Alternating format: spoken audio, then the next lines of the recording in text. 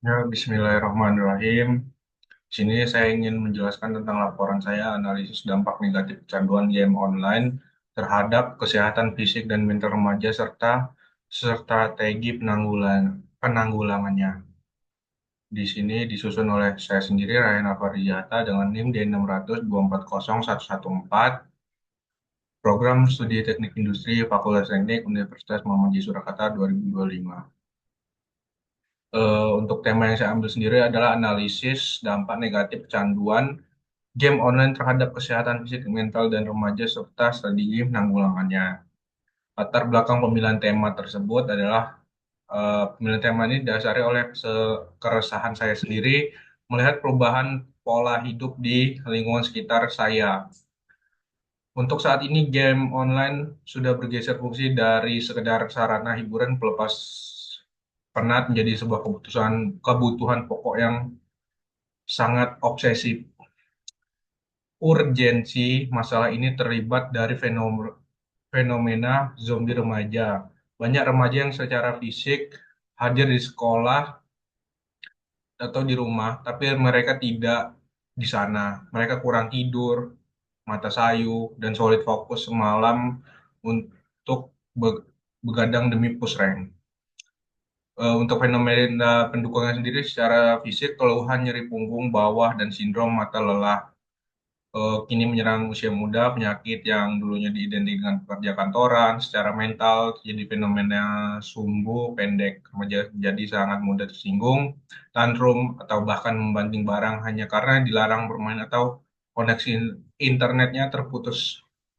Tujuan laporan ini bertujuan untuk membedah seberapa serius kerusakan yang ditimbulkan pada tubuh dan psikologi remaja, serta merumuskan cara penanganan dan when to win solution tidak otoriter tapi tetap tegas. Alternatif penyelesaian masalah dan solusi terpilih menghadapi remaja yang sudah terlanjur kecanduan tidak bisa disembarangan. Ada beberapa opsi pendekatan yang bisa diambil beserta analisis untung ruginya. Alternatif A, pendekatan preferensif atau larangan total atau penyitaan. Langkah ini dilakukan dengan memutus akses internet total atau menyita gadget. Analisis. Cara ini terlihat efektif sesaat, tapi jangka panjangnya buruk. Remaja akan merasa dimusuhi, orang tuanya memicu stres berat, depresi, atau malah nekat mencari akses di luar rumah, warnet atau teman, yang justru lepas dari pengawasan orang tua dan menciptakan efek buah terlarang, makin dilarang, makin penasaran. Alternatif B, pendekatan medis, psikoterapi, atau obat. Membawa remaja ke psikiater untuk penanganan klinis. Analisis, ini langkah tepat untuk kasus ekstrim sudah sampai tahap gangguan jiwa. Namun untuk kasus skala menengah, cara ini memakan biaya yang cukup besar dan bisa menimbulkan stigma sakit jiwa pada si remaja yang justru menurunkan kepercayaan dirinya. Alternatif C, pendekatan modifikasi perilaku manajemen atau substitusi. Mengatur ulang kebiasaan lewat negosiasi jadwal dan penggantian aktivitas. Analisis ini adalah jalan tengah yang masuk akal, fokusnya bukan membuat gamenya, tapi mengendalikan pemainnya. Solusi terpilih, saya memilih alternatif C atau modifikasi perilaku. Alasannya sederhana. Di era digital sekarang, kita tidak bisa lari dari namanya teknologi. Melarang total itu mustahil. Yang perlu dibangun adalah kesadaran yang disiplin diri, self-control. Sehingga ketika pengawasan orang tua hilang pun, si remaja tetap bisa mengerem dirinya sendiri. Yang keempat, upaya langkah dalam mencapai tujuan. Komunikasi persuasif atau bukan instruksi, langkah awal bukanlah melarang, melainkan mengajak bicara dari hati ke hati. Suasana sedang santai, tanyakan kepada si remaja, kenapa mereka suka main game, apakah karena seru atau pelarian dari stres sekolah.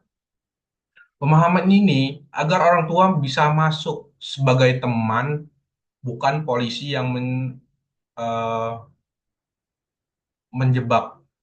Pembuatan kontrak gadget, buat aturan yang tidak tertulis, yang disepakati bersama, contoh boleh main 2 jam sehari, tapi HP terus di ruang tengah saat jam 9 malam. Adanya kesepakatan membuat remaja merasa dihargai pendapatnya sehingga mereka lebih rela mematuhinya. Detox dopamin bertahap. Jangan langsung potong waktu main secara drastis. Kurangi perlahan, minggu pertama dikurangi 30 menit, minggu kedua 1 jam, dan ini mencegah reaksi sakau atau pemberontakan mendadak. Substitusi kegiatan fisik wajib. Energi berlebih yang biasanya disalurkan ke jari tangan atau main game harus dibuang lewat keringat. Wajibkan kegiatan fisik minimal 30 menit sehari, bisa futsal, basket, berenang, atau bela diri, dan atau olahraga memicu endorfin alami yang bisa menggantikan kepuasan semu dari game. Keteladanan orang tua. Ini poin krusial yang sering lupa. Orang tua atau kakak tidak boleh melarang adik main game. Jika mereka sendiri sibuk scroll media sosial berjam-jam, harus ada contoh nyata yang di rumah itu.